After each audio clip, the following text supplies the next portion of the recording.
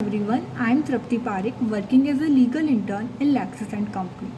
In this video, I will talk about restitution of conjugal right. The restitution of conjugal right is very important and interesting aspect of Hindu Marriage Act 1955. The term restitution of conjugal right is covered under Section 9 of Hindu Marriage Act 1955 and it is very important marital remedy of Hindu Marriage Act 1955. Restitution of conjugal right is comprises of two words, restitution and conjugal rights. Restitution means the restoration of something lost and conjugal right means rights relating to marriage and relationship between husband and wife. Section 9 of Hindu Marriage Act 1955 says that if either husband or wife without any reasonable cause or reasonable excuse withdraw from the society of other, then the aggrieved party may file the petition in the court for the restitution of conjugal right. The main objective of restitution is to preserve the marriage tie as far as possible.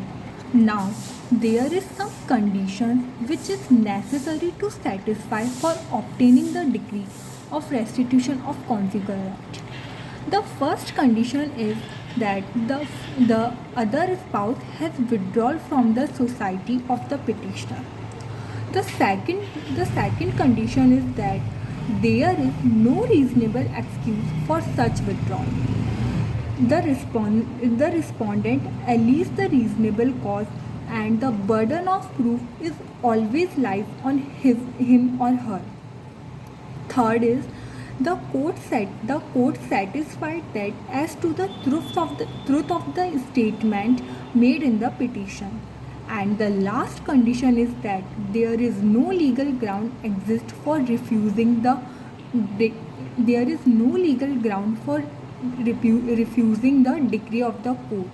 In the case of Ranjana Kejriwal versus Vinod Kumar Kejriwal, the petitioner wife alleged that the husband is already married and he had hid this fact from her.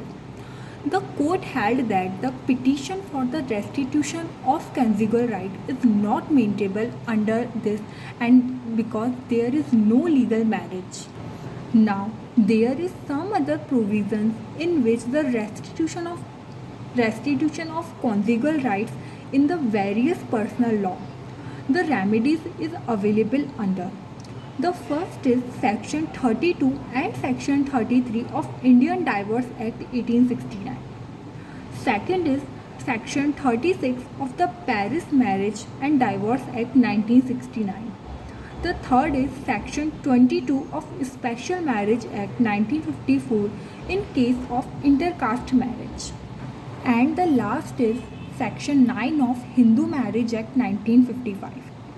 In order to get the decree of restitution of conjugal rights, the either party has filed the petition for the decree under these provisions, and it will not obligatory on the parties to cohabit after such decree.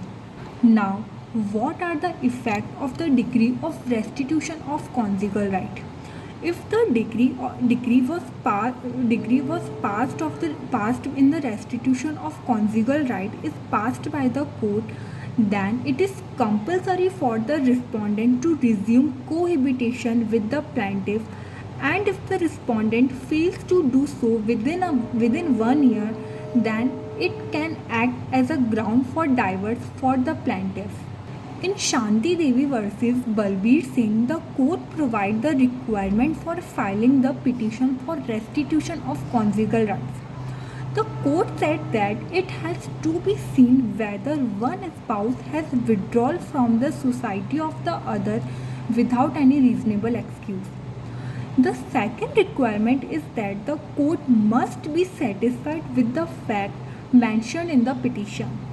And the last requirement is that there should be no legal ground for rejecting the petition. But If the husband is having a love affair with a girl, or his behavior toward his wife is is not good, then it will be considered as a reasonable excuse.